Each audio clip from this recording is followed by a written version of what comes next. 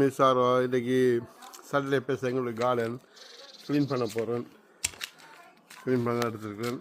ஊரில் தோட்ட வேலை செய்கிறதுக்கு சரியாக எனக்கு ஆசை. விவசாயம் செய்கிற மங்கியும் வெட்டி கொண்டு இருக்கேன். இது பாருங்க, மின்ட் ஃபுல்லாக மின்ட் இருக்குது. இது மல்லிச்செடி.